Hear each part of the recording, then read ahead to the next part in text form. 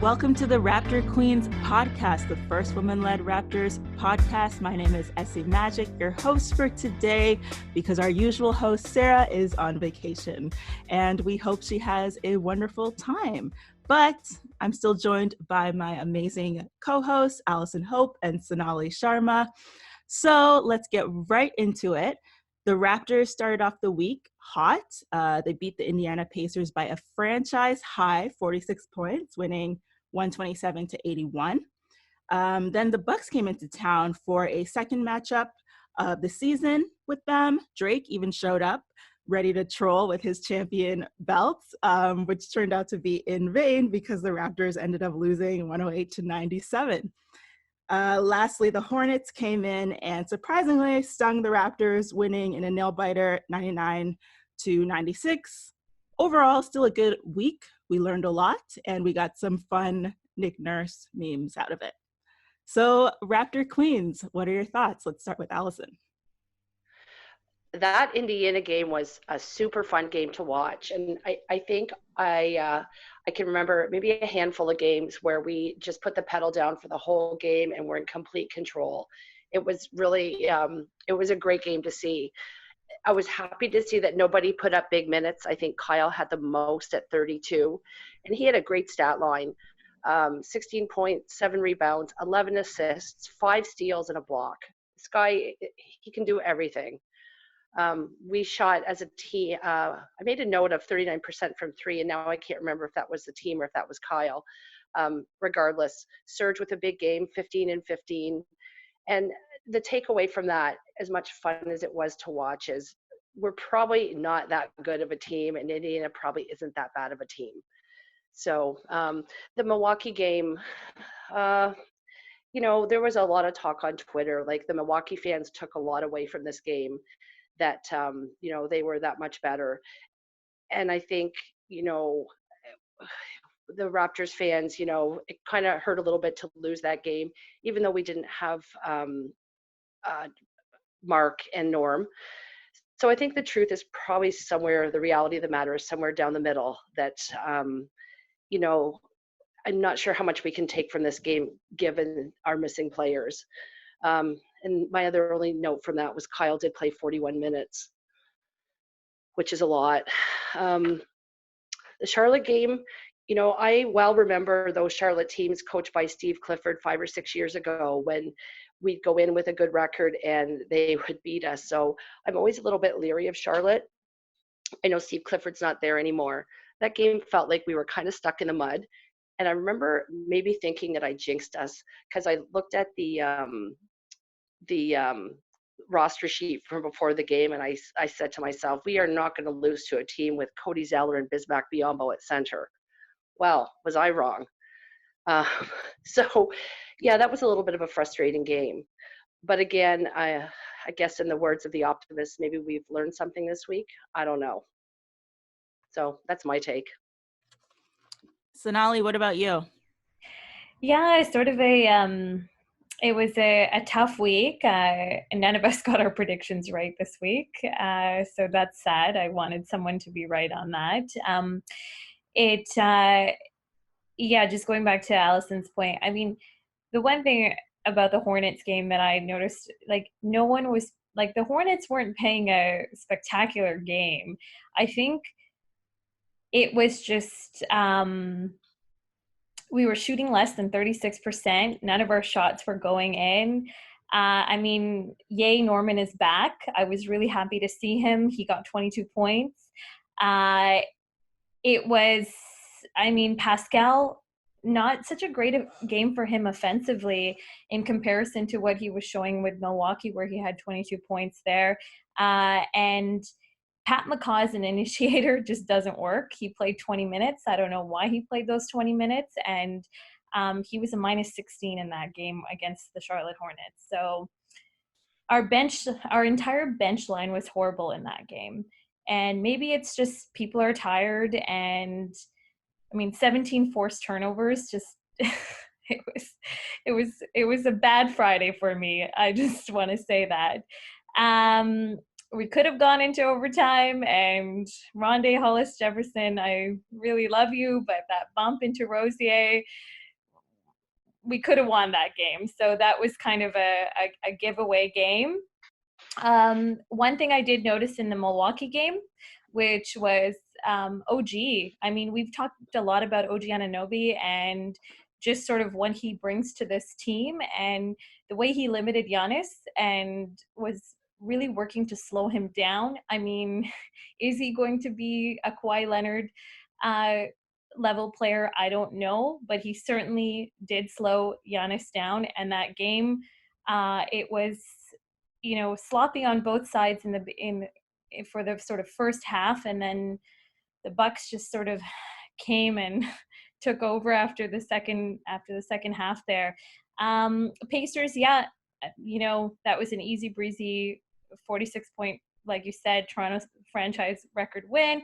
It was really fun, Allison. I was thinking about you a lot because Kyle Lowry's antics were full throttle that night. He had that 130-something. He was 30 feet away from the net, and he just canned that three, and it was beautiful to watch. The other person that I was really, really impressed with in that game was Matt Thomas, and he had 17 points in that fourth quarter, 5 of 7 from downtown. I mean, I don't know where he's going to go, but I'm really excited to see where Matt Thomas goes with this team. So those are kind of my takes for this week, even though not the results we wanted, but saw a lot of improvement from a lot of guys. So yeah, definitely saw some positive signs this week. We'll get into a little bit of discussion about Matt Thomas in a bit, because I think there's some things we should talk about in terms of minutes there. I'll give my take for the week. So the Indiana game, to me, although it was a feel good type of game, like because we won by so many points, it's one of those games where it's like we didn't really learn anything from it. So in typical Raptor fan fashion, I'm going to focus on the negatives because that's what Raptor fans do. So off to the Milwaukee game.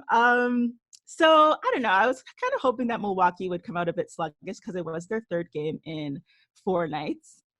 Their second game of back-to-back, so I hope that would help. But it didn't seem to help at all. And they still played their usual Milwaukee self. Also, too, it was a nationally televised game. So anytime it was on TNT. So anytime Raptors are Yep. It's kind of a big deal. And I didn't feel too bad about losing at first because I was thinking in the long term, I was like, okay, we learned a lot. But after the game, Dwayne Wade was saying on Inside the NBA, he was like, the Raptors really needed to win this game. They just really needed to win. And I get why he was saying that, because he knows the perception of the Raptors. He knows how Raptor fans are, and they get upset over anytime the U.S. commentators don't give us respect. And so he was probably thinking to kind of prove a point and to kind of show, finally, you know, against the best team in the league, the Raptors are here, take them seriously. This would have been a good statement game. So I get that. But in the long term, I think us Raptor fans know that it's just one game, and there were so many opportunities we saw where we could improve moving forward. Plus, there's 2 more games that we have against them this season that we could test a lot of things. So anyway, into my take specifically about the game itself. So it pretty much started out how I expected. Both teams were struggling offensively. And usually that happens when you have 2 top defensive teams in the league. Milwaukee's number 1, we're number 2. You tend to see that sort of struggle at first. And in a way, in an ironic way, it was kind of nice to see them both struggling because it kind of affirmed that, you know, we can hang type of thing. So that was kind of cool to kind of see them battling and going at it that way. So one thing that I kind of knew about this game before it started is how great of a rim protecting team Milwaukee is.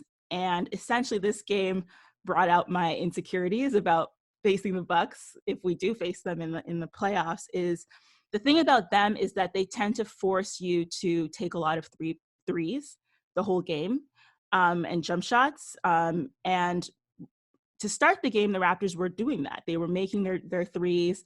But essentially, once the threes stop falling, then you see the game switch. Just having Brook Lopez in there, I think he had 5 blocks this game.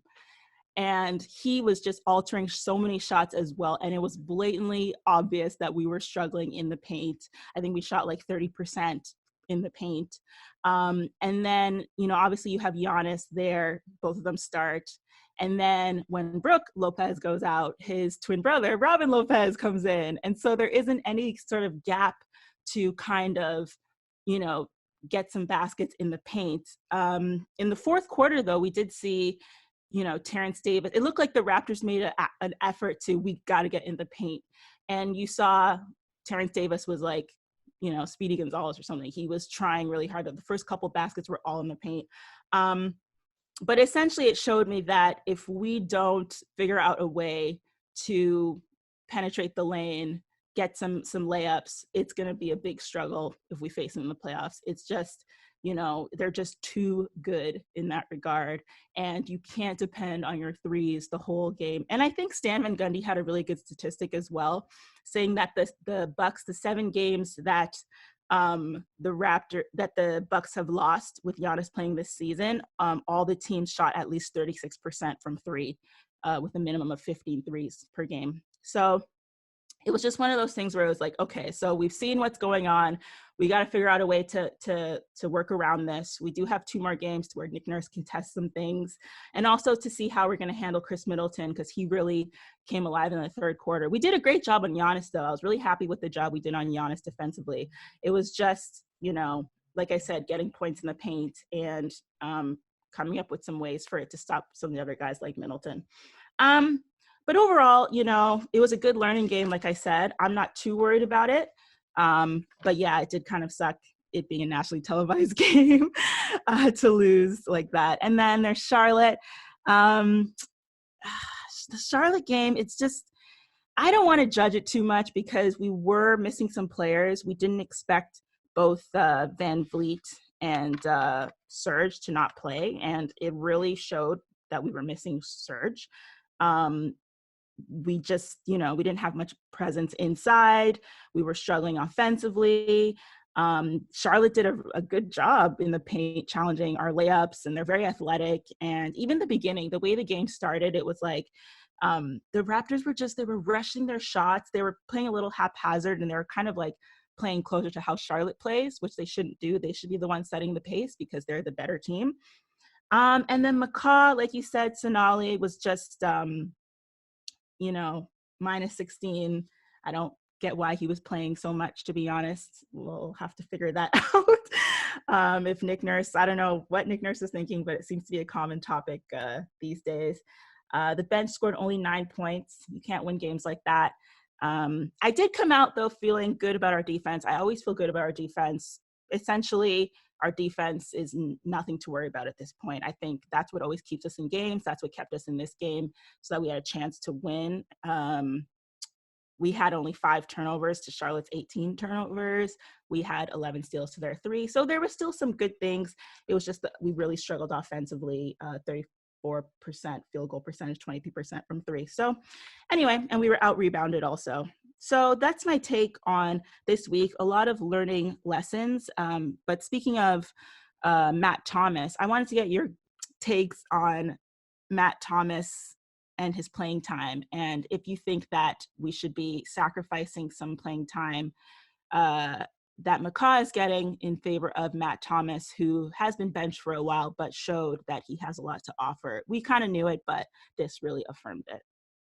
So I wonder, Matt Thomas has been better than advertised as far as his defense. In the beginning, the analysts were saying that he'd be a huge defensive liability.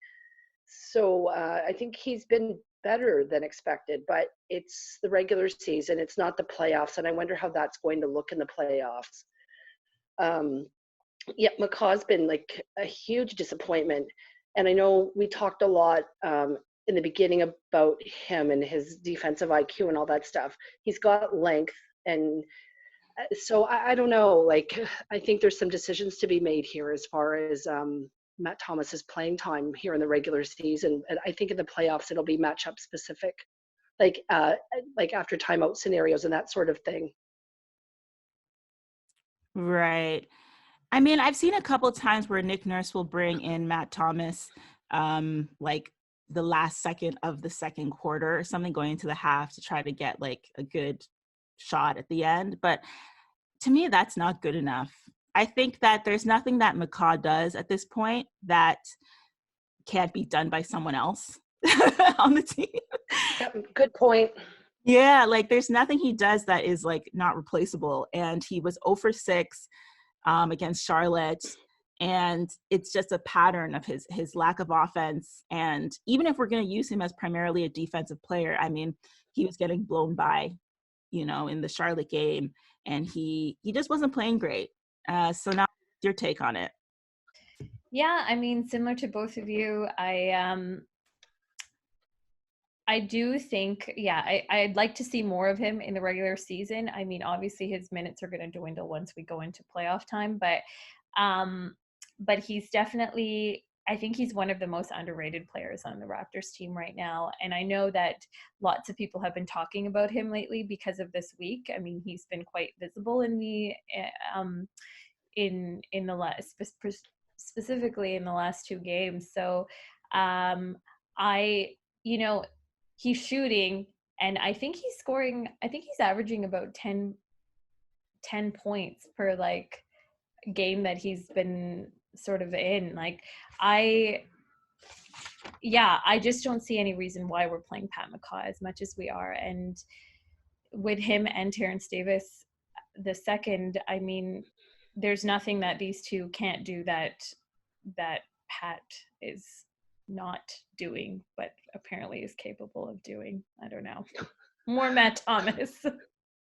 Like the only really role I see for McCaw, like specifically, is defending like an inbound, like contesting an inbound, like to start like the beginning of a play. And I just want to go back for a sec. Something I forgot to say about the Charlotte game. It was kind of a weird week all the way around. I mean, Cleveland beat Miami. Cleveland beat Philly. Minnesota beat Miami. And the other, Memphis beat the Clippers. Oh, sorry, the Lakers. So it was a weird week all the way around. So anyway, I had forgot to mention that. Apparently, though, Cleveland has been playing better since Andre Drummond came to the team. I haven't been watching them closely, but I've been seeing, like, reading comments online saying that they've been playing much better. So that could be influencing why they won this week. Although there's no excuse on Miami's part, but still, that could be part of it. And didn't they can John Boleen as coach, and they have an interim now? So I think things were bad there. So maybe that's part of it too. You're right.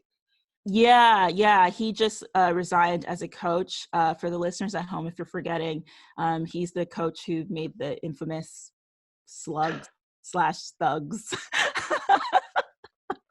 mix up. It was controversial at the time, and so I think the team lost. Your team has to buy into you as a coach.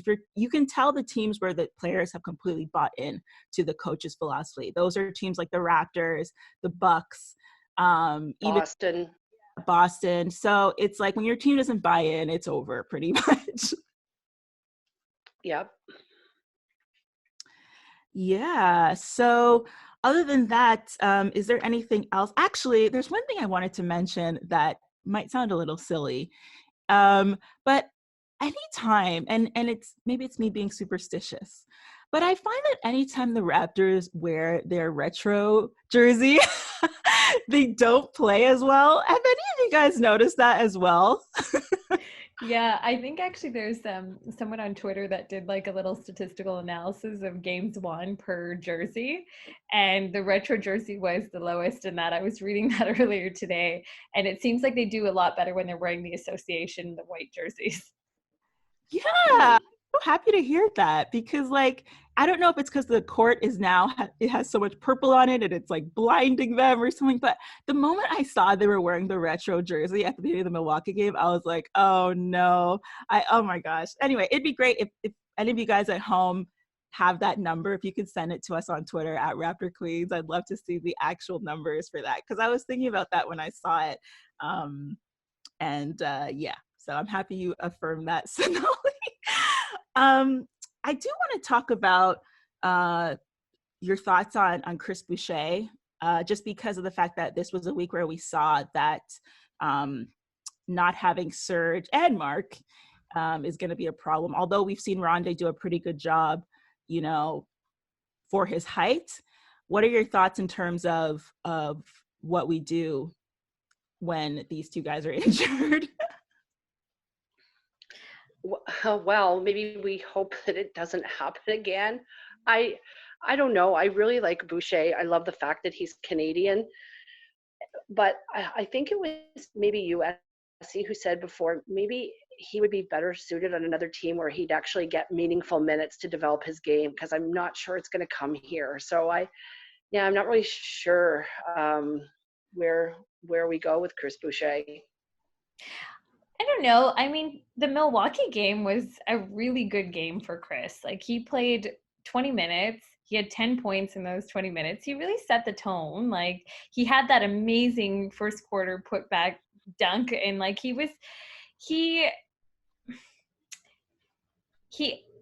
had, like, he's still trying to figure out, like I've said this on a few of the episodes, where I think he's still trying to figure out what his body is able to handle, and he still doesn't have the sort of the weight, so to speak. But as our like backup center, I mean, we've got to instill confidence in Chris Boucher. So I'm just gonna be like, yay, Chris Boucher, you can do it. Essie, what do you think? I was just gonna say, you just reminded me of in Star Wars when Leia is like, help me, Obi-Wan Kenobi, you're our only hope. Yeah, there's the Star Wars geek in me coming out. But yeah, in terms of Boucher himself, I think it's matchup specific, because I noticed some games it's like he exceeds all expectations because he plays so hard. He's still hanging with the big boys and he's getting put back dunks and getting rebounds and boxing out. But then some games it's like he just gets tossed like a rag doll. Like so it's kind of like, I don't know. I think we need a little bit of luck on our side, depending on who the matchup is. If we were to be in a scenario, where for some reason we're still missing one of Serge or Mark.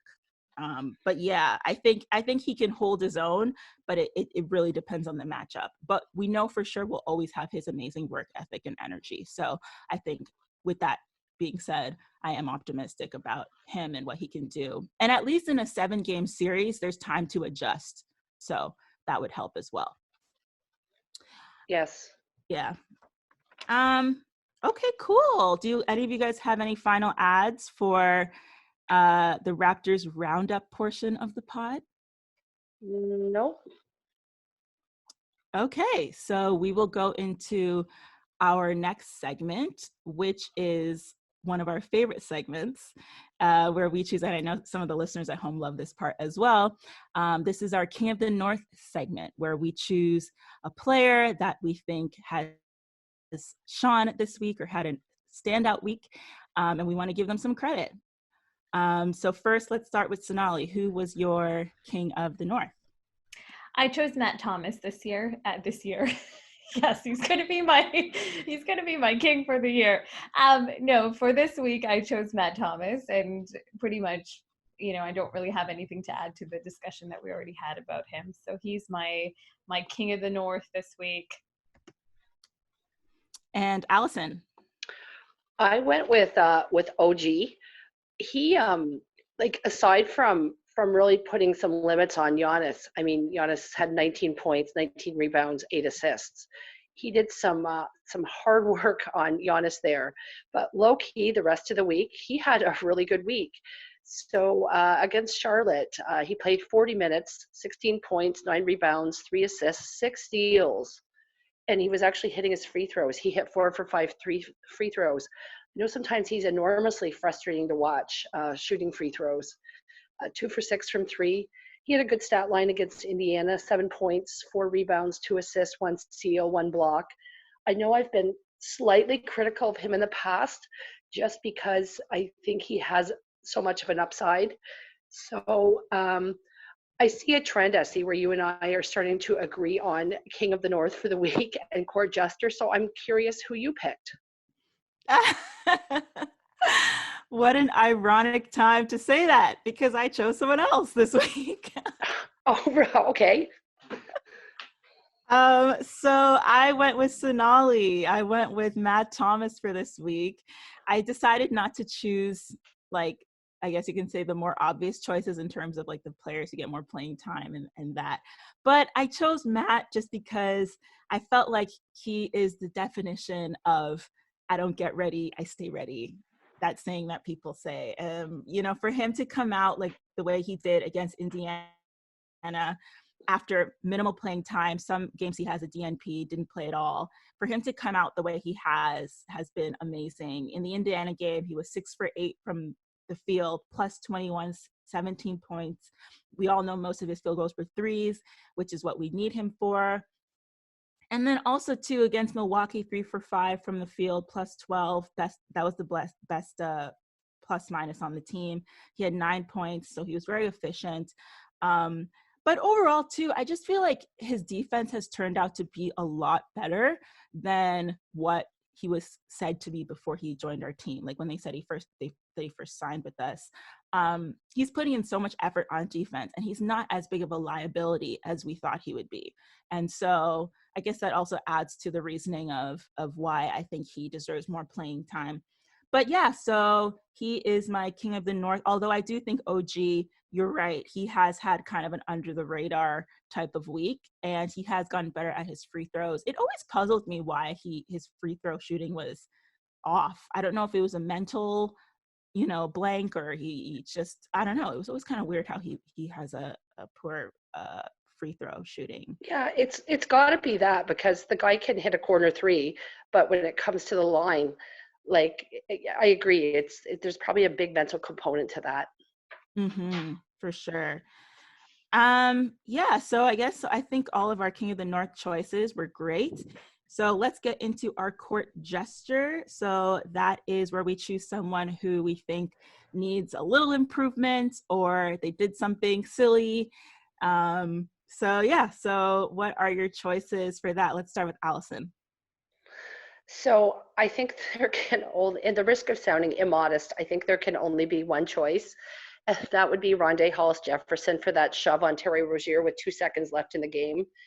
Kind of reminiscent of a similar play when I don't know, was it the Knicks when Serge grabbed someone's jersey with like the dying minutes of a quarter, but we were able to pull out that game, I believe, in overtime. So unfortunately, I am a Chap fan, but I'm going to make Rondae Hollis-Jefferson my court jester of the week just for that.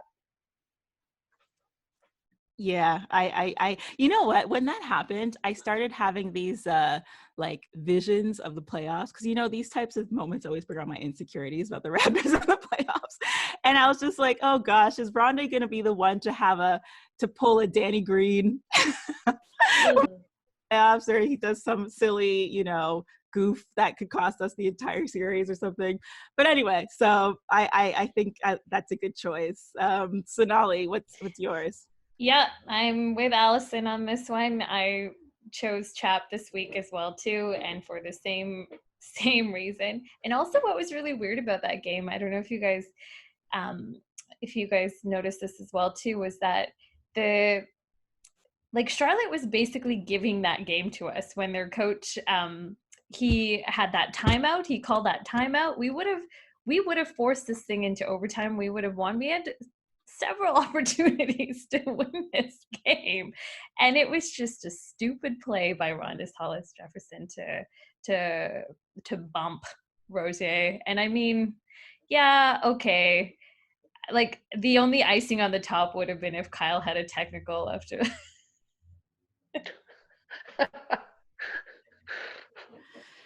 Yeah, I agree. There were so many opportunities to win that game. Even at the end, there was like 2 missed wide open threes that we could have got. Like, it was like we just weren't meant to win or something. It was just such a weird game. And yeah, like you said, that play where they could have thrown the ball to, was it Miles Bridges who was there? Yeah, they could have done an outlet pass to him and he could have just scored, but then their coach called a timeout. Like, as your team is winning, like, call a timeout. Their own coach didn't have faith in them to do the right thing, so that's why he called timeout. So ironically, though, my my court gesture of the week is somebody else. I decided to choose Kyle Lowry for. Oh. You guys know why I'm choosing him, for his nutmeg, I guess you can call it, attempt to full body nutmeg on George Hill in the Milwaukee game, where he somehow thought that he could squeeze through George Hill's legs. I don't know what he was thinking, but man, that was the most bizarre thing I have seen. And we all love Kyle, but whoa, what was that? And it was so funny because I was watching it on TNT, and Stan Van Gundy, he was like trying to like decipher why Kyle did that. And it was just so funny because he was like puzzled. He was just like, wow, I've never seen anything quite like that before. And it was just like so ridiculous. But yeah, and the funny thing is he even complained about it after. It was like, come on, you know that's a foul. But in all seriousness, though, I know I've been joking about it, but in all seriousness, though, for someone like him who is a leader on the team, and, you know, the young guys look up to him, he is the leader. Everyone knows Kyle Lowry is the leader of the Raptors. That's just not something you should do in terms of setting an example for your fellow teammates. So I had to kind of go in on him for that one. And it did make Shaqtin a fool also. So that's bad. It looks like everyone seems to agree that that was something else. So piling on. So yeah, so that was my court gesture of the week. So let's go into tea time. Sonali, take us through that. Okay, so tea time this week was just, a lot of fun stuff happening in Toronto. Freddie VanVleet had his 26th birthday. He celebrated it at apartment 200 in Toronto, and there's some really great photos on Instagram about his party and his celebration, and it looks like he had a really great time, and so that was nice to see. And then, like you said, I see in the beginning, Drake's had a couple of appearances in the last 2 weeks, and his appearance at the Milwaukee Bucks game with the 2 WWE belts, and just the type of trolling he was doing on Giannis. Like, it was fun to watch him as like our official mascot, I guess, or ambassador, mascot, you decide.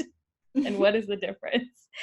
And then we saw the Raptors celebrating 25 years on the 26th here. So it was cool to see a lot of the alumni at the Milwaukee game, and to see the photos of like Muggsy Bogues and some of the legends that we've had throughout the quarter century that the Raptors have been around. And then the Rap City socials, so lots of stuff on Instagram, Twitter, Reddit. So I think, and I mean, most of the fans that listen to us are diehards like us, so they probably know this already, but they have a initiation of the rookies. And so one of the things that they do is they get the rookies to sing a song. And so this year it was Terence Davis the second, we had Matt Thomas, and we had Dion Hernandez with Stanley Johnson as their groupie, singing "Can You Stand the Rain" by New Edition. And while it was a pretty cute performance with Norman Powell on the outside too, just kind of shouting out to these guys, I have to say, everyone needs to go watch the 2016 video. Freddie VanVleet and Pascal Siakam doing the same thing, but singing Vanessa Carlton's 1,000 Miles, and you decide which one was better. I mean, both equally cute, but the throwback to the 2016 rookies was something else. So yeah, a few other little comments. I mean, Raptors fashion, tunnel fashion is always always something we talk about. And so this week, Marc Gasol's pants at the Hornets game were quite the buzz on Twitter and Instagram. So he was wearing, and I still haven't figured out where he got these pants from, but they were like a cargo meets jogging pants. And just go and have a look at them, and then you can decide for yourself. To be honest, I think those pants might have distracted the entire team, leading to that unfortunate loss. So that's sort of the tea time. That's what I have for you. I don't know if you saw anything different, Essie or Allison, but those were the things that I saw this week. I think the word was that those pants came from Value Village. Hey, I buy everything consignment and Value Village, and never have I come across those types of pants.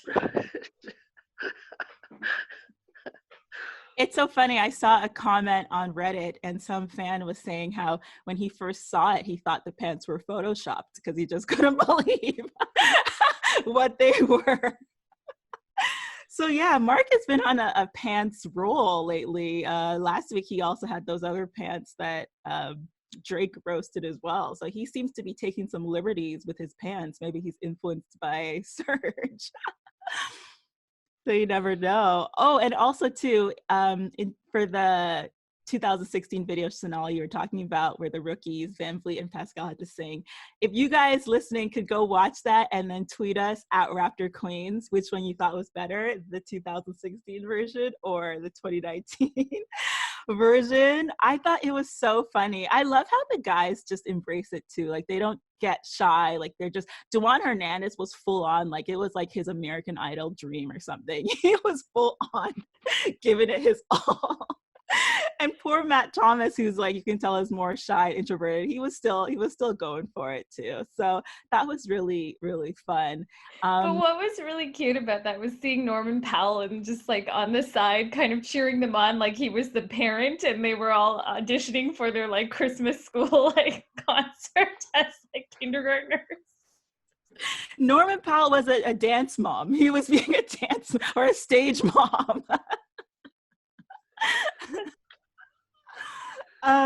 What was something else I was gonna say too about the Milwaukee, the belts. So just some background for the people at home. So the reason why Drake brought those WWE belts is because Milwaukee always does this pregame, I guess, ritual, I guess you can call it, where they all pretend to be WWE fighters and are like fighting and like jumping on each other and doing all these things. So I think that was his way of trolling that. Am I correct? Yes. You are correct. Those videos, they're quite entertaining to watch. I remember when somebody came up to me and said, Giannis is not a very nice guy. He's always fighting his own team. I'm like, yeah, that's not real. That's like when people found out that the WWE wasn't real. It's not real? Womp womp. Okay, so that was a good tea time. Is there anything else you want to add, or are we done for our tea? I think I've had enough tea. Let's get to the dessert. Yes, let's get to the dessert, which in this case is going to be our Around the League segment. So this week, there were some interesting things around the league. Namely, James Harden decided to clap back at Giannis. So after the two of them have been kind of going at each other because they've both been top MVP candidates. And then Giannis, as we know, came out and made that comment about James Harden not passing when he did his All-Star draft. And then also some other comments about how they went at him for his defense during the game. And so now James Harden has come back and decided to clap back at Giannis, in which he said something along the lines, and this isn't verbatim, but something along the lines of, I wish I was 7 feet tall too, so I could just run to the basket and dunk, or something like that. And he said, I have it in front of me if you want me to read it. Can you please read that? That'd be great. Okay, so in the voice of James Harden, he says, I wish I could just run and was 7 feet and run and just dunk. Like, that takes no skill at all. I gotta actually learn how to play basketball, how to have skill, I'd take that any day. I love your impression. You had the perfect pauses too, just like how he said it. I love that. So anyway, what do you guys think of James Harden clapping back? Was he right? Was he wrong? Was it inappropriate? What are your thoughts? I didn't hear the second part. I heard the first part of the quote. That's interesting, the second part. I don't know. You got to think there's a little jealousy there. I don't know. What do you guys think? Yeah, I definitely think there's a bit of jealousy, and like on the theme of WWE, this sounds like a bit of WWE type of action here. It's it's funny because I think Giannis actually responded to him either yesterday or earlier today, maybe even, and I mean, yeah, it's a game. It's basketball. Everybody's playing, and I don't know. Sometimes I think a lot of this stuff it's not meant to be personal. It's more of just, it stirs, like it's Twitter fodder is what I call it. And I wonder if the players are really alive to that too, because it really any I feel even for players just like us, like more hits, more likes means more publicity. And so I think this sort of little duel that these two are having is a lot of publicity, seeking stunts that are par for the course for this game. So it's so interesting how social media has turned the NBA into a reality show. It's like, really, it's the fans who are winning in this case, because we get all the entertainment. So, I'm all for it. I think also too, no, I don't fault James Harden for coming back, because at the end of the day, he's not going to let himself be punked. And they have pride and they have dignity as well. So it's good to see him standing up for himself. And I don't see anything wrong with it. I think if, players want to speak up and talk about, especially if it's a response, because it's not like he called out Giannis first. Giannis was the one who said it without really any need to say it, to be honest. So I think it's okay. Moments like this, I think it's okay for him to come out and say what he thinks. The one thing I will say that I feel bad about for James Harden right now is that, I don't know if you guys saw that unfortunate tweet where he was on the floor during the Boston Celtics game last night. I think, were they playing the Celtics last night? Oh, I know what you're talking about. Yeah. Oh. And so there's like a shot of him, a crotch shot, and his butt looks like it has something brown in the middle. And so people are like, look at him. He like pooped his pants, and then they're sort of like Paul Pierce. Yeah, that's so funny. I saw that too, and I didn't know what to think of it. I was like, I'm just gonna close this. Because, I don't know if he had an accident or, I don't want to get into too much graphic details. I know, but the funny thing is that it's like all the Team Giannis is just like, this is karmic. This is what happens when you poop on Giannis. You're going to poop your pants.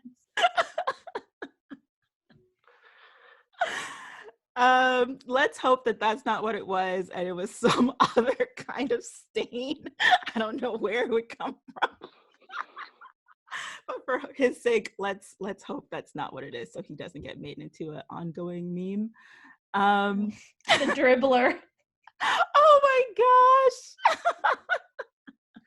But sorry, I just have to say, Harden's kind of a stat patter, right?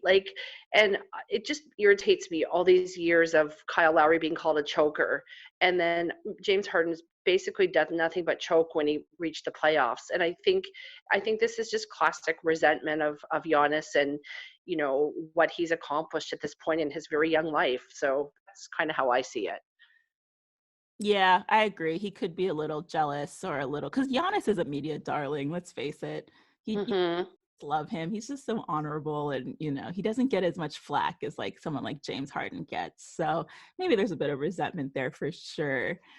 Okay, so we're still in our Around the League segment. We will do a brief talk about the Rookie of the Year. Allison brought up that we haven't really talked about the rookie race. So what are your thoughts in terms of who you think should win at this early stage? So I don't know how much weight is placed on games played, because if there's a high amount of weight or a minimum number of games, then it looks like Zion might be out of the race.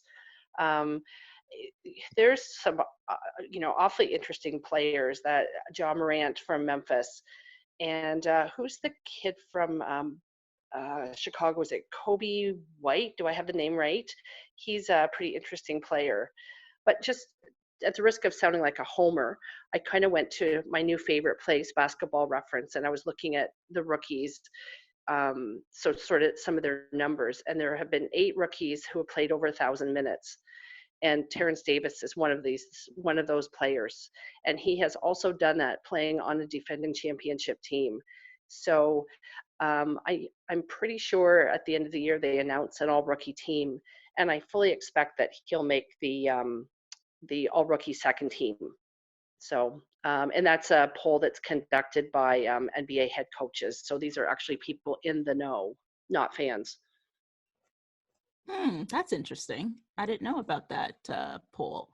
When you first said it, truthfully, I was thinking that was a very homerish type of comment. But yeah, no, I know playing on a defensive a team like the Raptors definitely holds some weight. Sonali, what are your thoughts on Rookie of the Year candidates? Yeah, I mean, I'm going to be the homer this time because I haven't really given this much thought. But obviously, like, the 2 players that I consistently think of are, either it's Zion or it's going to be Ja Morant from the Memphis Grizzlies. So those are sort of the centerpieces that I see. And yeah, it'll be interesting to look forward. And Allison, now you've given me some homework to do here. So yeah, but it's good to see TD in the running as well too. But it's definitely going to be between Zion and I think Ja. Yeah, I think that for Rookie of the Year, for sure, it'll be between Zion and Ja. I think that based off of the fact that Ja Morant has played far more games and willed his team, currently sitting in 8th seed in the West, I think that he deserves it. I just don't think it's fair for a player who's come in midway, or it might even be a little past midway, in Zion Williamson, and then for him, to just come and take it like that. I think if you look at his stats wise, yes, it looks like Zion should have it. But one thing that people have to keep in mind is that the more games you play, the more your stats tend to come back to where they really should be. It's kind of like what we saw with Pascal Siakam at the beginning of the year, where his stats look super inflated because he got off to that hot start. But then the more games he played, it started coming back to where it should be. And I think that's kind of an advantage that Zion has right now if you look at his stats, because he hasn't played as many games. And if he would have played 53 games like what Ja Morant has played, I think we would see that his numbers wouldn't be as high. So I definitely think that Ja Morant should get it, especially if they hold on to that 8th seed, because nobody expected Memphis to be even close to the playoffs, let alone holding on to the 8th seed. I believe the Pelicans are 2.5 games behind. So I'm hoping Memphis can hold on to it, although I know fans would probably want Zion in the playoffs. But for Ja Morant's sake, I want them to, the Memphis, I almost said Memphis Pelicans, the Memphis Grizzlies to hold on to that spot. So yeah, so I would choose Ja as my choice for Rookie of the Year at this early time. But we'll see when it gets to the end of the season what happens. Yeah, and I guess just to kind of add to your comments, I guess it also depends on, as the playoffs come around, the assumption is that their minutes are sort of going to dwindle. So if neither one of them is playing in the playoffs, then I think I agree with you, Essie, that based on the number of games played, that Ja Morant should be the one who wins. But I guess we still have regular season to get through, so we'll see how that goes. For sure. Speaking of the regular season, let's get into our games for next week. Let's make our predictions. We were all wrong this past week, as we pointed out. Just a reminder. So I had said 2-1. Allison had said 2-1. And Sonali and Sarah had both said 3-0, which seems so off in hindsight. But yeah, that's the fun of predictions, because you never know when you're going to be right or wrong, or all of us are going to be wrong. So going into next week, we have, they're playing Denver today, Phoenix Suns on Tuesday, and then the Warriors on Thursday, which there are rumors that a certain chef might be coming back for that game. So ladies, what are your predictions? Starting with Sonali. Okay, so we can hopefully hold off Jamal Murray and Monte Morris tonight. So I'm thinking we're going to win the game against the Nuggets tonight. And then because I've always been an optimistic, maybe I'll try to be a bit pessimistic, and I will. But no, because the Suns are number 13 and the Warriors are horrible. So I'm going to go 3-0 again. I'm going to just be optimistic here. Allison, what about you?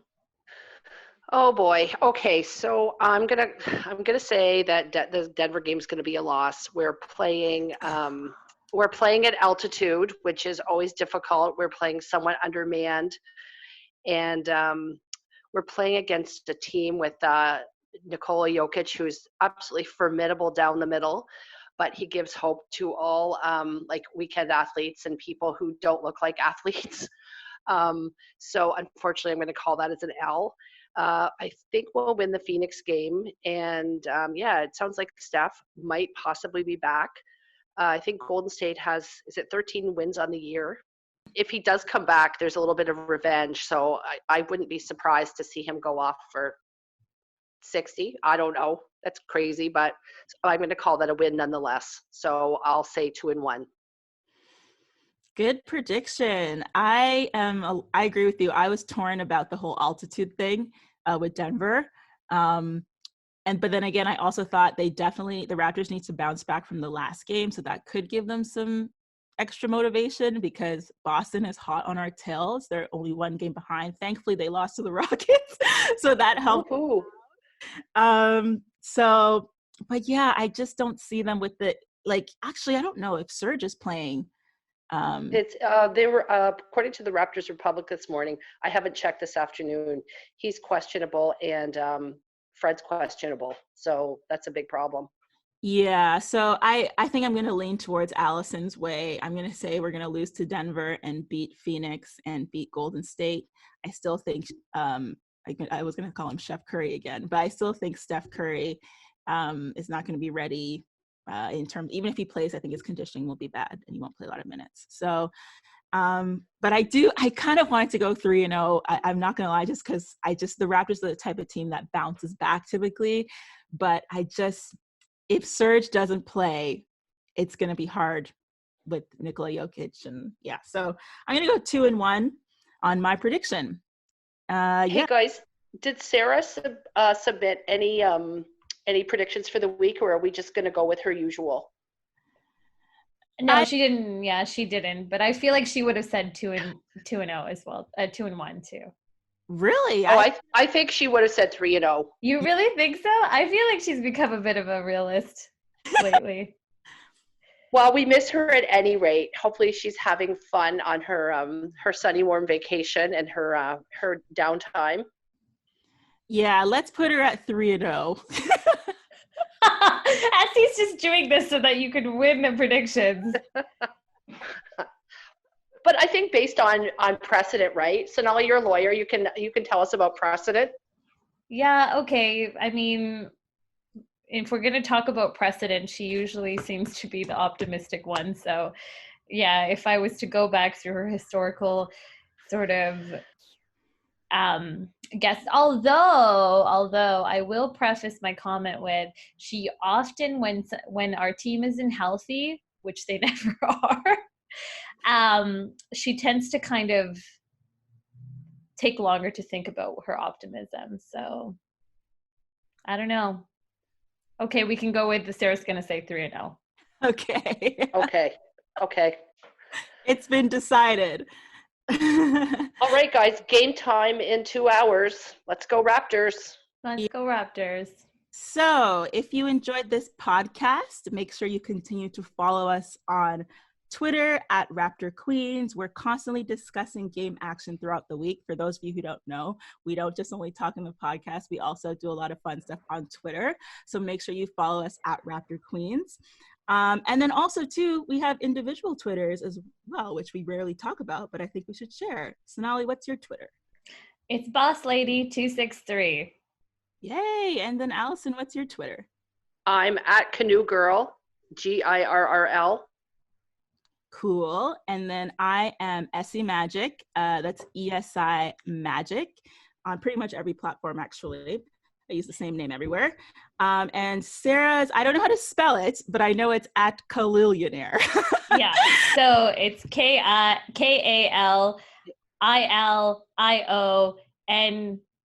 however you spell nair, like millionaire. I think the second L is a double L, is it not? KAL. No. Oh, okay. No. So none of us actually know how to spell it. Anyways, you can find all of our handles on the Raptor Queens Twitter page as well too. Exactly.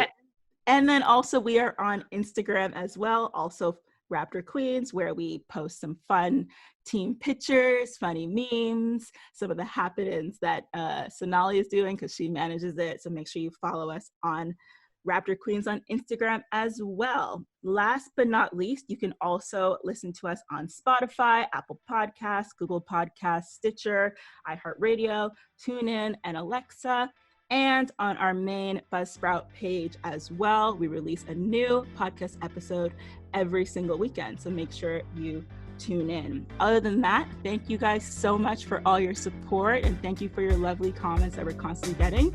And we hope to see you next weekend. Have a wonderful week. Bye. We the North. We the North.